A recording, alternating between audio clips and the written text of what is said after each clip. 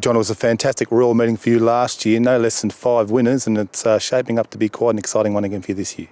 Yes, I think the team is not quite in that league, but we've got some runners pretty well all days, maybe only one on the Saturday, so we're there to give it our best shot. Let's start off on the Tuesday in the Queen Anne. You've decided to run Elusive Kate in that race as opposed to the mare's race. What's the rationale behind that?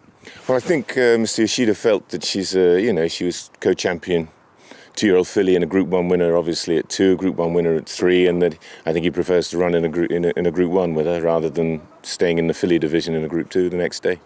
Last start, a third behind Celebration. How's she come on since then?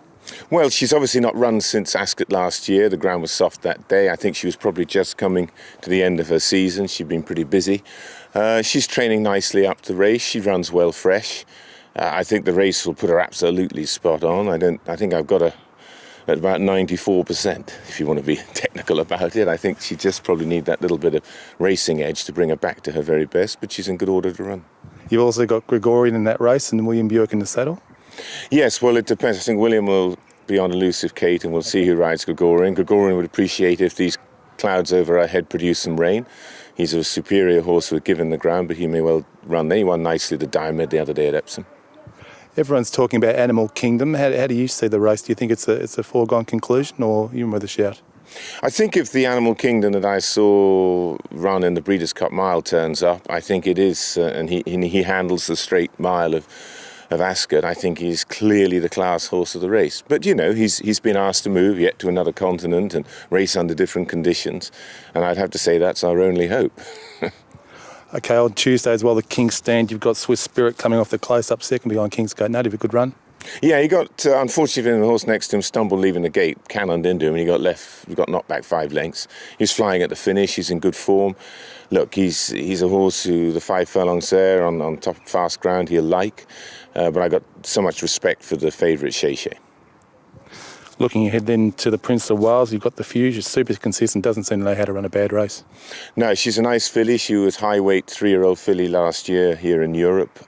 She was unlucky in some races. Things didn't get the rub of the green. She got knocked over in the Oaks and boxed in the Breeders' Cup filly and mare turf. But she's come up to this race nicely. We've had a bitterly cold spring, record cold spring here, as you've probably heard. So a lot of these fillies have been slow to come to herself. She's only just now getting her summer coat. So we hoped to run her before in the Middleton at York, but it all was coming much too early. And she's just coming right now to be racing at Ascot. You're settling up Trade Commissioner in the Royal Hunt Cup? Yes, he's coming fresh into the race. He runs well fresh, and he's in good order, and he lost his way towards the end of last season, having looked very nice mid-season. And I think hopefully coming back fresh and good form, he'll give a nice account of himself. A couple of runners on Thursday in the Riversdale. You've got Gertrude Vassard and Win Silly. Yes, Win Silly won a listed race nicely the other day. It was slowly run and she quickened up nicely, over 1.25 miles. I think if she relaxes, there's good stamina and a pedigree further down. Second, third dam, not so much with her mother, who was my pivotal, but she did get 1.25 miles. But if she travels around, she's got a good turn of foot, she run well. The other little filly is owned and bred by my wife, Gertrude Verst, and we thought we better have a run it. Okay, looking at Friday in the King Edward VII, Brass Ring, 2 wins in a row, looks a real progressive type. Yes, he's going the right way, and we'll see about that. He likes top of the ground. He doesn't, if that rained and got a little soft, that wouldn't be his scene, but he's coming along nicely to the race. He's sort of under the radar at the moment. Then on the Saturday, we've got the Hardwick, and as usual, a very good field and a very talented galloper here in Aiken. Is he primed for this one?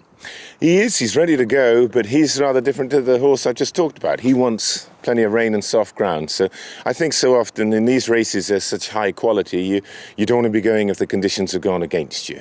So if it was fast ground, he wouldn't be running. He built a beautiful picket fence not so long ago with 6 in a row. Is he getting back towards that sort of form, do you feel? Yeah, he is. He's doing well, but we were taking him nicely through the easier races. Now there's no hiding places anymore. It's always very hard to win on Ascot, as you know so well. Is there something that sort of jumps out at you as your best chance for next week? Well, I think probably if I'd run a filly like Elusive Kate or the Fugue in the Duke of Cambridge, I would have quoted that to you straight away. Instead, they're taking the tougher assignments.